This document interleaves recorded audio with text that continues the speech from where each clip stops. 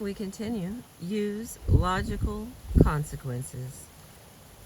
People learn best when the consequences are directly and logically related to their actions. So it is wise to design and frame the consequences for the other so that they flow naturally from the situation itself. A physician group I know was dealing with a managed care company representing 20% of their patients, which was refusing to pay their bill. Faced with a significant disparity in power, the physician group might naturally have accommodated reluctantly and agreed to accept much less. This physician group, however, decided that enough was enough and took the courageous step of saying no to a big client. They presented the managed care company with all the detailed data justifying their bill and informed them that if the bill was not paid, the physicians group would have no choice but to cancel the contract. The consequence is a logical extension of the situation. It is logical and legitimate in a business situation that if a customer does not pay, the services will cease. The physician's motive was not to punish, but simply to meet their legitimate interests. Resorting to Plan B would have meant a significant loss for the physicians, since so many of their patients used this managed care company. But the physicians felt they needed to educate this managed care company and the others with which they dealt that contracts had to be respected. The calculated risk succeeded. Faced with a legitimate request for payment and a serious warning of inherent consequences, the managed care company agreed to pay their bill. The key here is to find an inherent consequence for the action. You need to relate the consequence to the problem at hand so that the other readily understands the connection. Put yourself in the shoes of TV producer Dick Wolf when one day the two lead actors on his show refused to report to work, violating their contract. They demanded better food and a gym. What kind of logical consequence might there be? For Wolf, feeling strong pressure to continue the show, yet indignant that the actors were breaking their word, the answer was clear. We made a very simple statement saying that if they did not show up the next day, the roles would be recast. The logical consequence of breaking the contract and not showing up for work is that the producer finds someone else to do the work. After one of the New York newspapers reported a rumor that two characters on this TV show might die tragically in a fire, the two lead actors returned to work. Or imagine you are a parent dealing with a recalcitrant teenager who has been neglecting his homework, instead spending lots of time talking on the cell phone with friends. What is a logical consequence? You might dock your teen's allowance, but a more appropriate consequence might be to take away his cell phone until the week's homework is done. The purpose of the consequence you choose is not to punish your child for past behavior, but to help him learn to make better choices in the future. Your plan B may seem like an imposed consequence since it is you who are the key actor. But remember what your plan B is.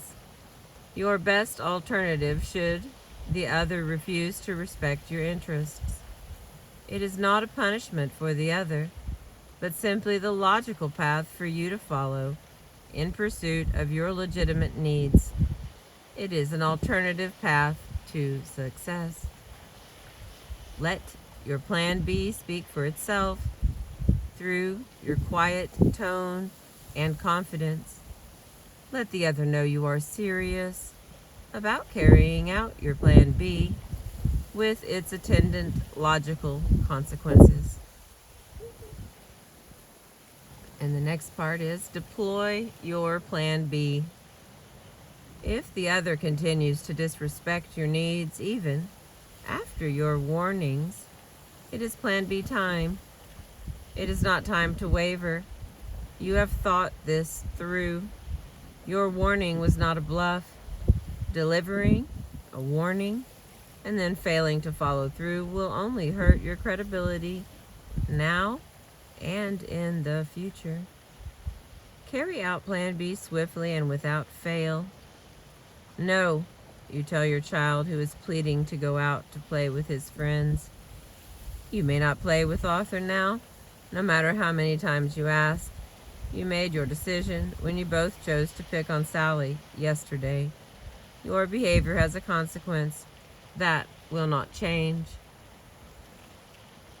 And our next part, withdraw your cooperation. As Gandhi recognized and demonstrated, perhaps the chief positive power we have in a world of relationships is the ability to withdraw our cooperation if the other refuses to respect our legitimate interests.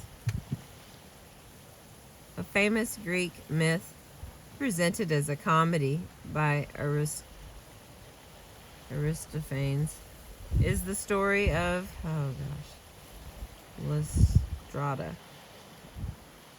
Lysistrata. Lysistrata. The women of Athens and Sparta, tiring of the constant warring of their men and the death and suffering it brings, resolved to stop making love until the men stop fighting.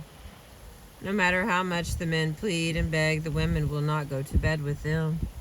In the end, the face of a sustained no, the men yield to the women's stand for peace and give up their power struggles and violence. The women thus successfully say no to sex in order to say yes to peace. All are better off as a result. In a work setting, consider the story of an employee who was being bullied by her boss, a university professor. The professor describes her response and its impact on him. I have to admit, under the pressure and publicity that came along with becoming recognized in my field, I had become a bully with my staff. After all, I was doing such important work. One day, my lead assistant said, "This isn't fun anymore. I want to do something else," and left. At first, I couldn't believe she would abandon me in the midst of our deadlines, but she was firm. She understood the importance of the deadlines, but could not be part of our team the way it was currently run. Then I thought I could talk her into returning if she would meet me for lunch. She came to meet me and even agreed to think about my request, but still she would not return under the existing conditions, although she believed in our work. Well, finally, I had to look at myself. Gradually, I began to reconsider my perspective and face dealing with my projects without her help. Then, amazingly, after about a month, she actually did come back because she wanted to be part of what we were doing, as long as I didn't make her life miserable in the process. What a lesson I learned from this interaction. The professor experienced all the stages: avoidance, Denial. I couldn't believe she would abandon me.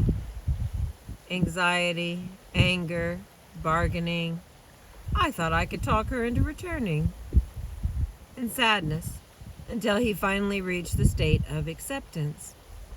The assistant stayed away from the job, withdrew her cooperation, until the boss came to his senses and accepted her no to bullying, which was actually a yes to respect. Withdrawing your cooperation can be a powerful way of educating the other and bringing about a healthier relationship. If you do walk out, remember that you can do so leaving the door open, as in the case of the assistant. You can remain open to